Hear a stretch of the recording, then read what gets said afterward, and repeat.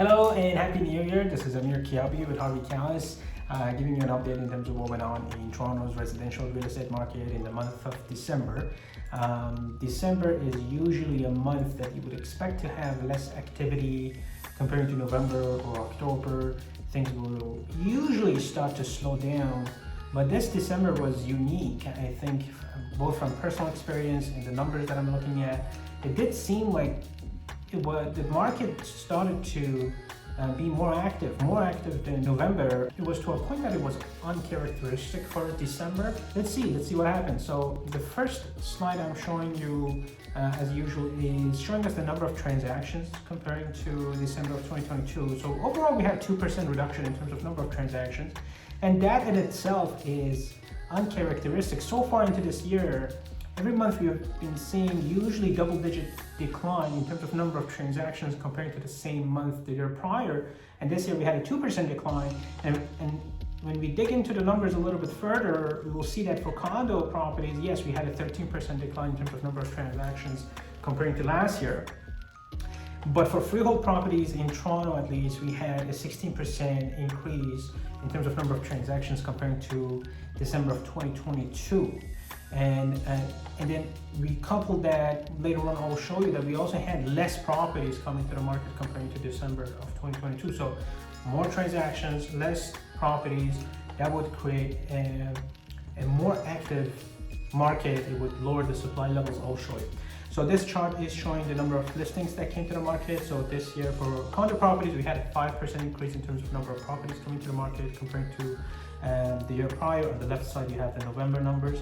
But for freehold properties, we actually had a decline in terms of number of properties hitting the market comparing to the year prior. And that to me is unusual. That could be a first, because we usually would get double digits increase in terms of number of listings coming to the market, and then a double-digit decline in terms of transactions. But for freehold properties, at least in Toronto, it changed. We had less properties coming to the market. We had more transactions happening in the market comparing to 2022.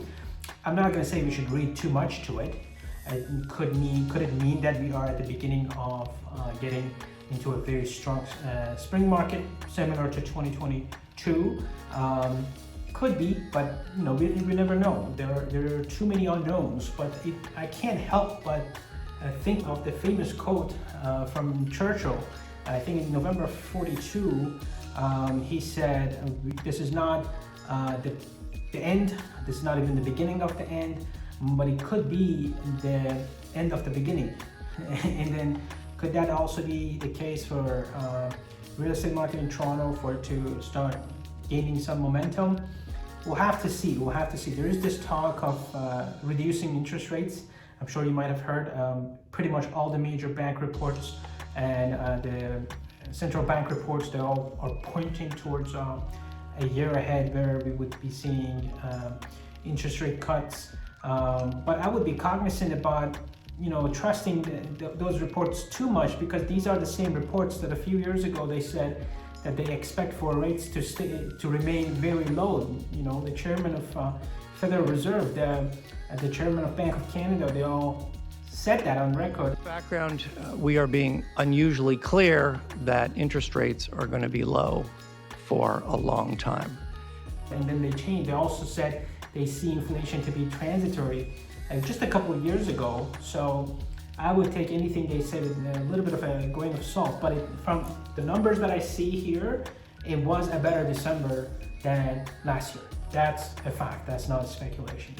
Moving on, we had a sales to listings ratio of 102% for December. Last year, that number for freehold properties was 81%. For condo, we still saw a decline in terms of sales to listings ratio. It was 58% comparing to 70% last year. So I don't think the market has shifted for condos yet, but for freehold properties, we did see a glimpse of normalcy, because you usually would see more transactions in December comparing to listings coming to the market, and it felt more like normal in terms of the demand and supply meeting each other. Moving on, The average prices for condos, we had a 1% increase compared to last year, and for freehold properties, we had a 3% decline compared to last year.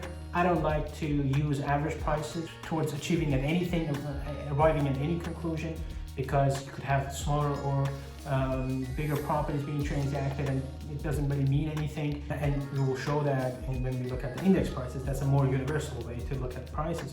So here you will see the MLS index price, house price index for single family homes in Toronto. We had an increase of 2% comparing to last year, December.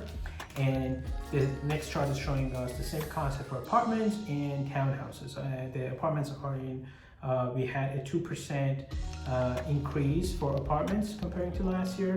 And for townhouses, we had a 1% decline comparing to last year, December, as far as index prices are concerned.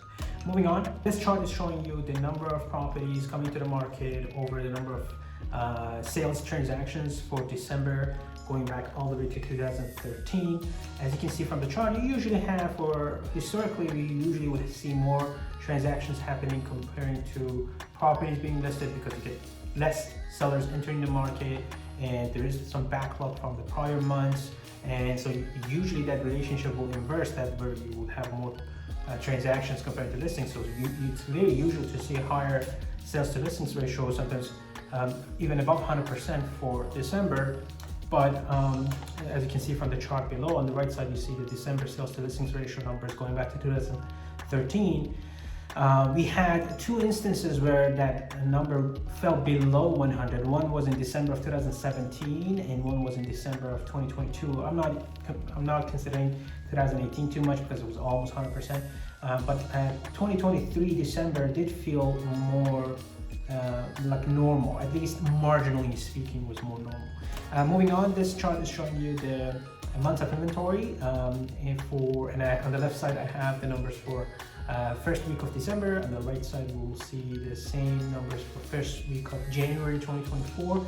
Now I would say this, that it is very normal for first week of January, first days of January, very low volume of inventory. So that is seasonal.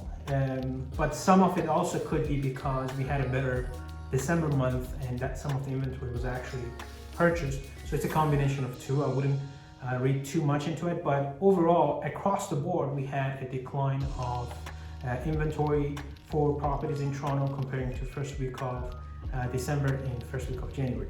And then for condos, we are at 5.7 months of inventory, comparing to 6.5 months of inventory the month before. For detached properties in Toronto, we are now at 3 months of inventory. Semi-detached properties, they still remain to be the lowest level of supply in the market, and freehold properties above 2.5 million are still the highest supply of inventory in the market. Moving on, this chart is showing you the number of transactions versus number of listings coming to the market for condos. And that gap was a lot wider in November than December. Again, it's a combination of two things: seasonality. You usually get an inverse of relationship of listings and sales in December. It didn't happen for condos. It wasn't back to normal, having more than 100%. But it was, the gap was a little bit closer. I'm not suggesting by any means that condos are doing better than last year as far as year over year is concerned. We had a sales to listings ratio of 57% for condos in December, and that number usually was above 70, 80, 90%, 100% for the past few years. Going back to 2017, we were above 90%. So 57% was a low number, but it did seem like we had more activity comparing to, for example, November. And lastly, I want to cover average rents in Toronto. So for freehold properties, average rent in December was $3,300, and for condo properties, average rent was $2,800. And we've seen a trend where average rent is declining, more so for condos than freehold properties. Anyways, that's it for my update for the month of December. And if you have any questions, obviously don't hesitate to reach out. Take care.